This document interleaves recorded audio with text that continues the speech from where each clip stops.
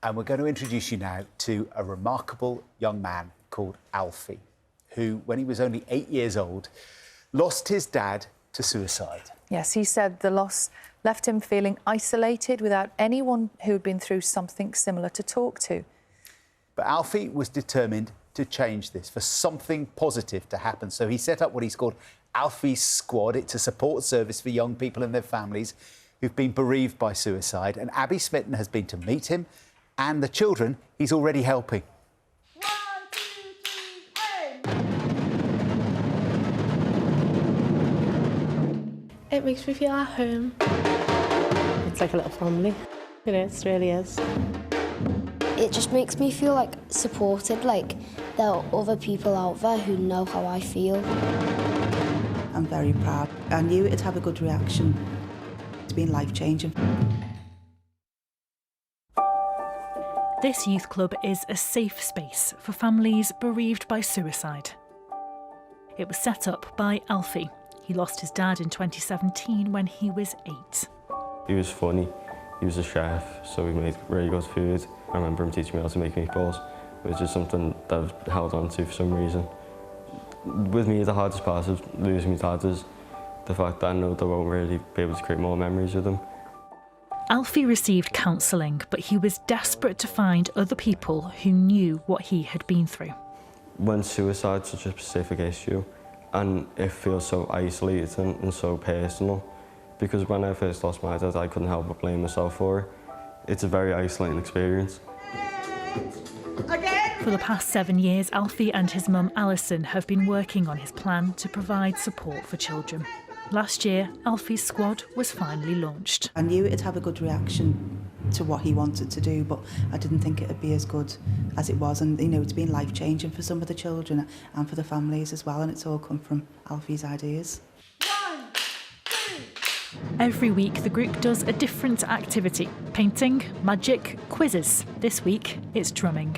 Very loud but very fun. I've made so many friends since we've came here, and like knowing that they can relate to you and talk to you if you need to. We get a lot of opportunity that we normally wouldn't have. We're always here all together, and like we can all talk together if we need to, and we understand each other, so we all get along really well as well. While the children take on whatever weekly challenge is in store, the parents also get a chance to meet and to talk. Some days we laugh, some days we cry, sometimes we do both. We very often bring cake. Amy's husband passed away 4 years ago. She's been coming to Alfie's Squad since day one, along with 2 of her children. Until you've been in that situation, you have no idea what that feels like. So having that community of people who get that, who understand how difficult it is, who can literally walk with you side by side, has just been amazing. So we are like family. Janine and her daughter Annalise found Alfie's Squad 6 months after she lost her husband. It's like home from home, you know, us mums have all got our little group chat. Annalise and a few of the girls, they'll go out on different days and, you know, go trampoline and do fun stuff. They've all got something in common. There's nothing like this out there. There's so many people who I know have gone through the same thing as me, so I know I'm comfortable here talking about what's happened. I think my mum's really open to talk about stuff now as well, because she has so many new friends.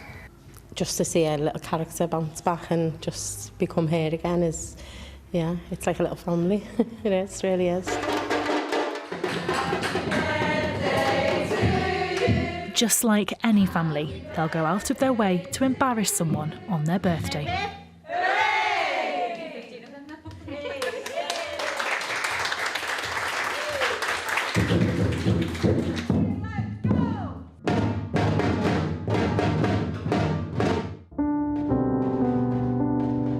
I feel like it could make a massive difference, because knowing that it's working for me and it's working for everyone else in the group, I feel like it shows how far it can reach. We've had loads of people say that they never really considered how the families of the people who've like taken their own life feel. Now we've got the ability to share that and help them.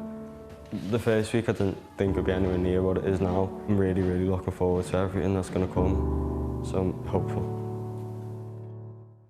I am delighted to say we are joined now here on the sofa by Alfie, his mum Alison, as well as Frank and Gil, who lost their dad Matt to suicide. They're here with their mum Vicky. Morning, all of you. Thank you so much for coming in to talk to us.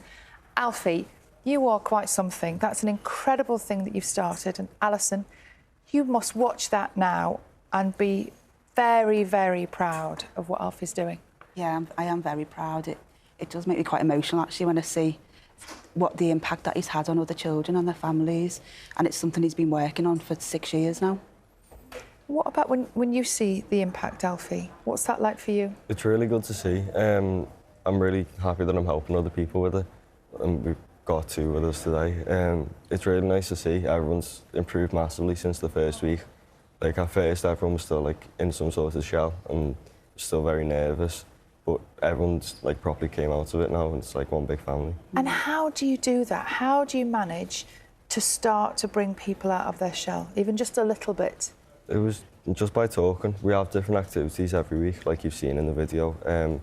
So having something like that to sort of break the ice a bit, it's really helpful and helped everyone involved. Gil, Fran, Vicky, welcome to you guys as well. Don't worry. You look like I'm about to punch you or something. Don't worry. We're all very friendly here. It's lovely to have you here. Thank you so much. You. How has being members of Alfie's squad helped all of you as a family? It's just really supported me because I know everyone's been through the same situation that I have and I'm not alone in it. So you get to talk to other people of your age? What sort of conversations do you have with them? We're just friends, not what any other people would have a conversation about. It's just comforting to know that they know what it's like. Because I guess when you're at school or talking to your neighbours and that kind of thing, maybe those people don't really understand. No, not really. So it gives you a different option. Vicky, how have you seen it help the boys? Oh, massively, yeah. When we started going, we were still at the phase where, every few nights, one or the other of the boys would have big breakdowns, coming out with things that you just, are heartbreaking to hear. And they've really lessened. They're very few and far between nowadays. And I think it is because they've had all these activities to look forward to, and they've made friends, and they're genuinely excited to go. So, yeah, it's helped massively. So after tough times, sad times for you as a family, what do you think of him? He's a good person. Like, goodness, that's going to say something horrible. He is a brilliant person, isn't he? He is one of the people who say horrible things about him, but they pick on him a bit. He's just a good person. What makes him a good person? Setting up Alfie's squad. Yeah, it's brilliant, isn't it? Yeah. You're so wise, Alfie. No, you genuinely are. I mean, your age to have done what you've done, it is incredible. Where does it come from, do you think, this ability? Well, with this, it's just because I know that's what I wanted when I was 8. I didn't have, support of people who could relate to me, and I just wanted to be able to help other people because I knew it's what I wanted. And then, so it was sort of just a bit, this was the first thing that came to mind, setting up something like this. And it's worked, which is amazing to see. And I guess one of the things that's really clear from all of you is when you get together, you all have something in common, but actually what you're building is a friendship group. Yeah. So you don't always have to talk about the worst things or sadness. You can just find friends. Yeah, it's massively that. I speak to quite a few of them outside of the group, which is really nice to see. Everyone's forming little bonds and little friendships, which is really good, and it's given other people access to get help. And you're taking this to the next level, aren't you? I mean, just explain this. Sounds terrifying to me. You've got a challenge coming, haven't you? Oh, yeah.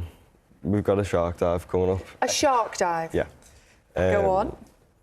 Well, most people tend to think that you're in a cage, but it's not. It's free swimming with sharks. I think we're in Birmingham. And so that's going to be good. I'm taking part. I think Frank and Gil are as well. Initially, it was only really meant to be me from the group to take part, but loads of the other kids wanted to do it, which is really, really good. Gil, you're going to do it, are you? Yeah. Swimming with sharks? Yeah. It sounds fun. It does. It sounds terrifying. You're not scared? A bit. Yeah, I am pretty scared. Let's see your hands. You shaking? Cool as a cucumber. So you've talked about, you know, the sad things you've got in common. You've also got fun and activities in common. What, are you into football? A bit. Who do you support? I don't really support any team that much. Are you into football? Yeah. Who do you support? Everton, massive Everton fan. Oh, that's interesting. Who's your favourite player? Well, hang on. Let's just wait a minute. Just have a listen to this. Hi Alfie, it's Michael Keane. It's been amazing to see the things you've already achieved with Alfie's squad. Good luck with the shark dive, all the best. It's Michael Keane, isn't it? It's mad. Yeah, I've met Michael a few times. He's so nice. He's honestly such an amazing person, and the support he's had for me and for Alfie's squad's been immense. Alison, what kind of backing and support does that mean to the wider cause about taking this forward and getting the funding and the kind of the infrastructure to make Alfie's squad even bigger and better? Well, Alfie first started fundraising 6 years ago, so he's raised over £40,000 to fund the group that we have going already. And we're starting a second group in April with the help of LFC Foundation, because we are getting so many referrals from children now, and they're coming from as far away as Greater Manchester, Ormskirk, the Wirral and Liverpool. So our next group starts on April the 17th, and it's up in Kirby. And we have referral forms on the website if children need to be referred. What's the website? It's www.alfiesquad.org. But we're also looking to, because this is the group we have now is the only group in the whole of the UK that's available. So Alfie is interested to speak to other football clubs, rugby clubs, because he's got a blueprint that actually works, but as you can see from the children you've spoken to. So he wants to open up across the country. It could work anywhere. Yeah, well, we've had emails today from the little segment you did earlier from different parts of the country all saying, when can you open up here? That's what a lot of the emails today have been, which is really overwhelming, but it just shows how much it's needed. The children, Alfie felt isolated, he felt like he had no self-worth, otherwise why would his dad have taken his own life if he wasn't a good enough child? So all these children are growing up with these like emotions that need to be helped. Which makes what you've done even more incredible. Alfie, congratulations for all the work you've done so far, and we are getting lots and lots of messages offering support and help, so I'm sure we will be talking to you again. Alfie, thank you. What a hero, eh? Yeah. Yes. You're all heroes. Yeah, You're all legend. heroes. Alfie squad, well done. Thank you so much for coming in, guys. Thank you. Thank you. Thank you. Thanks.